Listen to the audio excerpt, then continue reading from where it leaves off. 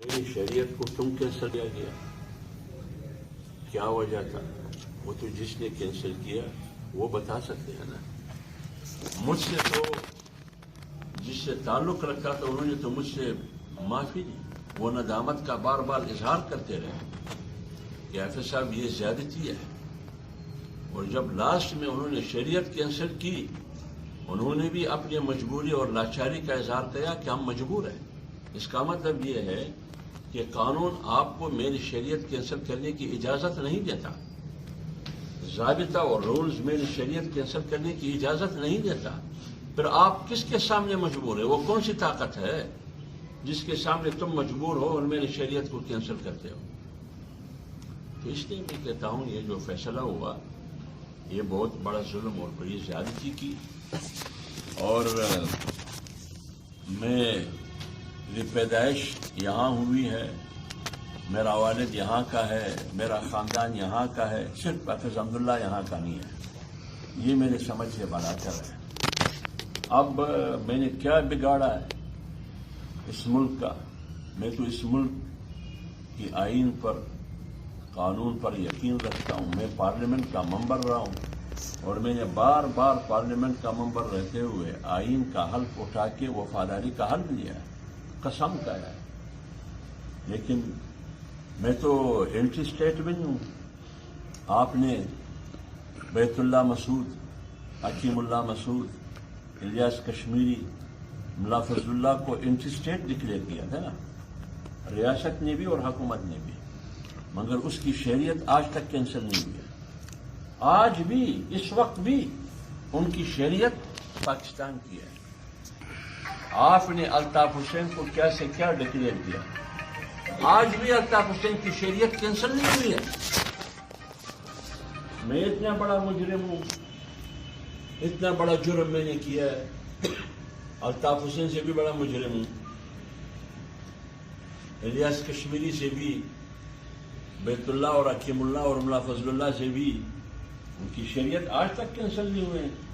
حافظ عبداللہ کی شریعت کینسل ہوئی، کون سی بڑی بلا ہوں میں؟ اور آپ نے امریکہ کے دباؤ میں آ کر، امریکہ بین الاقوامی اسٹیبلشمنٹ کے دباؤ میں آ کر لومڑی کی طرح دم دباتے ہوئے، ہلاتے ہوئے، اس کی دباؤ میں آ کر حافظ سعید کو تم نے دہشت گرد اور بلیک لسٹ ڈکلیئر کیا، مسعود اظہر کو بھی بلیک لسٹ اور دہشت گرد ڈکلیئر کیا، لیکن اس کی شریعت آج تک کینسل نہیں ہوا ہے، اور میری شریعت کینسل کی گئی۔ کیوں کینسل کی؟ یہ کسی کے باپ کا ملک ہے یہ؟ جب انسان کی اور اس کی خاندان کی پوری زندگی یہاں گزری ہو، نسلوں سے آپ ناراض ہو گئے، میری شریعت کینسل کی گئی کیونکہ کرپشن نہیں ملا، کمیشن اور کرپشن کا کیس نہیں ملا، آساشیہ مدن سے زیادہ ہے وہ کیس نہیں ملا، منشیات کا کیس نہیں ملا، کوئی اور غبن اور کا کیس نہیں ملا، بس اس کی شریعت کینسل کر دیا۔ اور پاکستان کی تاریخ میں 72 سال میں یہ پہلا فیصلہ ہوا ہے، پہلا۔ آپ کو یاد ہے ذوالفقار ایک تنظیم گزرا ہے، اور اس ذوالفقار تنظیم سے جن کا تعلق ہو، جو ان کے سرغنہ تھے، آج تک ان کی شریعت کینسل نہیں ہوئی ہے، نہ اس وقت کینسل ہو چکی ہے۔ تو اس لیے میں کہتا ہوں اگر آپ بلوچستان میں دیکھیں جو مزاحمتی بلوچ تحریک ہوتے ہیں پہاڑوں پہ، ان کے بڑے بڑے نام ہیں، ان کی شریعت بھی آج تک کینسل نہیں ہوئی، حالانکہ انہوں نے ہندوستان سے مطالبہ کیا ہے کہ ہمیں پناہ دیں۔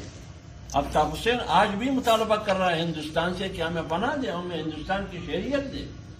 ہم نے پاکستان کے ساتھ دیکھ کر جرم کیا ہے، الطاف حسین کہتے ہیں، لیکن الطاف حسین کی آج بھی شریعت ہے پاکستان کی، میری شریعت کینسل کی گئی۔ تو اس لیے میں کہتا ہوں، میں تو اسلام آباد ہائی کورٹ کا شکریہ ادا کرتا ہوں کہ انہوں نے میری شریعت بحال کی۔ حافظ صاحب ایک سوال یہ ہے کہ ڈی ایف آئی میم کو 10 دن پہلے ریٹائر کر دیا جبری، تو اس کا کیا مطلب ہے؟ ایک بات اور کروں شریعت کے حوالے سے،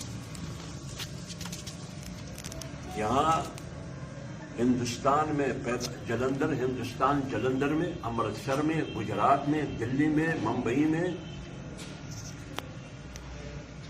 کہ پیدائشی یہاں اس ملک میں وزیر اعظم بنے، اس ملک میں چیف جسٹس بنے. آج کا یہ جو آپ کا صدر ہے عارف علوی، اس کے بارے میں میری معلومات یہ ہے کہ یہ یہاں کا پیدائشی نہیں ہے.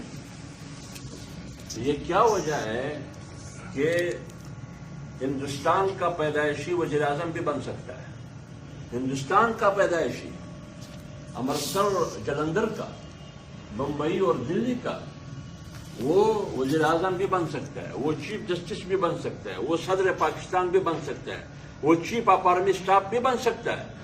یہاں کا پیدائشی پاکستان نہیں تھا ہم تھے، وہ یہاں کا نہیں بن سکتا. کیوں؟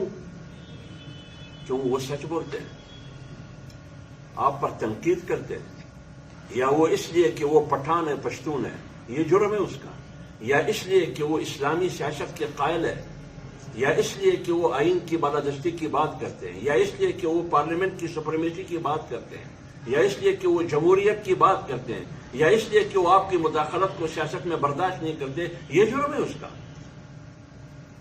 ہندوستان کا پیدائشی وزیر اعظم بن سکتا ہے، یہ آسمان سے ہے. وہ صدر پاکستان بن سکتا ہے، چیف آف آرمی اسٹاف بن سکتا ہے. شوکت عزیز کون تھا؟ امریکن شہری تھا، یہاں کا وزیر اعظم بنا، یہاں کا وزیر خزانہ بنا. معین قریشی کون تھا؟ اس کا شناختی کارڈ ہی نہیں تھا، شہری یہاں کا نہیں تھا. پھر آ کے ان کو شہریت دی گئی، پھر کسی اور کے خبر پر ان کو کھڑے ہو کے اس پر پول ڈالے کہ یہ میرا باپ ہے، حالانکہ ان کا باپ نہیں تھا. وہ بھی اس ملک کا وزیر اعظم بنا. قوم بے وقوف نہیں ہے، سب چیز جانتے ہیں اور سمجھتے ہیں. جہاں تک آپ کا سوال ہے بشیر میمن کا، وہ تو بشیر میمن جو FIA کا DG تھا، وہ خود کے تھے، حالانکہ اس کے 15 دن باقی تھے ریٹائرمنٹ کے لیے. ان کی عزت نفس کے لیے، ان کی خدمات کو سامنے رکھتے ہوئے کہ ایک آدمی نے اس ملک کی خدمت کی ہے ایز اے سرکاری آفیسر. 15 دن اس کی ریٹائرمنٹ کے لیے باقی ہے. یہ 15 دن تو انتظار کریں، پھر جس کو بھی FIA کا DG آپ بناتے ہیں اس کو بناؤ. لیکن 15 دن پہلے آپ نے اس کو ہٹا دیا، یا آپ نے ان کو مجبور کر کے وہ بیچارہ مستعفی ہو گئے. کیوں؟ انہوں نے خود کہا کہ مجھ پر دباؤ تھا. مجھے بار بار کہا گیا کہ فلان فلان فلان اپوزیشن کے لیڈروں پر کیسز بناؤ. میں نے انکار کیا کہ میں کیسے کیسز بناؤں، یہ کچھ ہے نہیں. لہذا حکومت ناراض تھا، حکومت نے مجھے ہٹایا. کیوں؟ میں ان کی مرضی پر ظلم جبر ناجائز کرنے کے لیے تیار نہیں تھا. آپ خود دیکھیں، یہ جو خاتون ہے، یہ کاشانہ جو یتیم خانے لاہور کا جو سپرنٹینڈنٹ تھی خاتون افشاں لطیف، وہ کیا کہہ رہی ہے؟ وہ کہہ رہی ہے کہ یہاں سے 15 سالہ 17 سالہ 18 سالہ بچیوں کو لے کے اپنے ہوس کا نشانہ بناتے رہے. انہوں نے جب آواز اٹھائی، ابھی اس کا کیا حشر ہو رہا ہے؟ یہ ہے مدینے کی ریاست. مدینے کی ریاست میں تو یتیموں کو اور یتیم بچوں اور بچیوں کو تحفظ دیا جاتا تھا. آپ پاکستان کے دل لاہور میں، پنجاب کے دارالحکومت میں، آپ کے وزراء، آپ کے سرکاری افسران بقول اس خاتون کے وہ چیخ رہی ہے، لیکن کوئی سننے والا نہیں ہے کہ ان یتیم بچوں کی سر پر ہاتھ رکھے. باثر لوگ ان بچیوں کو ہوس کا نشانہ بناتے رہے، زبردستی ان کی شادی کرواتے رہے. کس کے ساتھ کرواتے رہے یہ کسی کو پتہ نہیں ہے.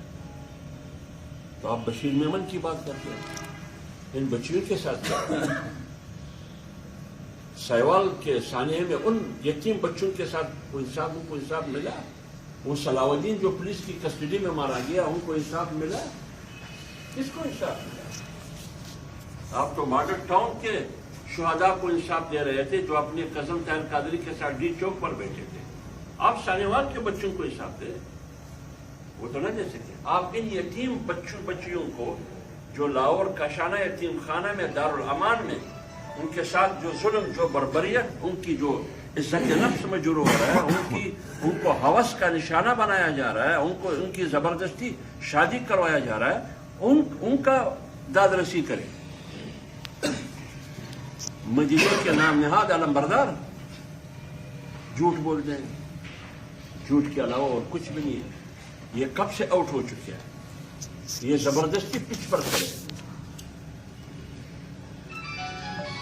کرنے کے حوالے سے ایک سوال ہے کہ کرنے کے مقاصد بھی حاصل ہوئی. دیکھیے ہمارا مقصد یہ تھا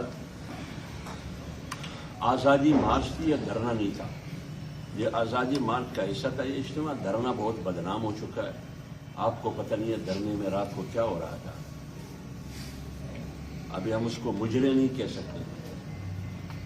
ادھر ناچ اور گانے ہوتے تھے، ایک میوزیکل شو لگ جاتی تھی، ایک کنسرٹ ہوا کرتا تھا رات 1 بجے 2 بجے 3 بجے تک. پھر صبح جب سیڈیا والے آتے تھے وہ صفائی کیا کرتے تھے. کیا گند وہاں ملتا تھا آپ ذرا سیڈیا والوں سے پوچھیے. لہٰذا وہ دھرنا نہیں تھا، وہ پتہ نہیں کیا تھا. وہ ایک ہجوم تھا، ایک جتھا تھا، ایک کلب انہوں نے لگایا تھا جو رات 10-11 بجے کے بعد شروع ہو جاتا اور 2-3 بجے تک ختم ہو جاتا. ہمارا اجتماع تھا، کوئی سرکس نہیں تھی.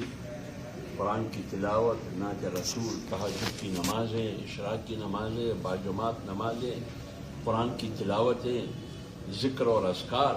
لیکن عمران خان نے اس کو سرکس ڈکلیئر کیا. تو آپ نے ہمارے اجتماع کو سرکس ڈکلیئر کیا اور آپ کا دھرنا کیا تھا؟ وہ تو نائٹ کلب تھا. تو ہمارا ایجنڈا تھا حکومت کا خاتمہ، فری اینڈ فیئر الیکشن. یا استعفیٰ یا حکومت کا خاتمہ اور فری اینڈ فیئر الیکشن. انشاءاللہ العزیز آپ چند مہینوں میں یہ اثرات آپ کو دکھائی دے گی کہ اس لیے ملک ایک نئے انتخابات کی طرف جائے گی اور اس حکومت کا خاتمہ ضرور ہوگا انشاءاللہ. مولانا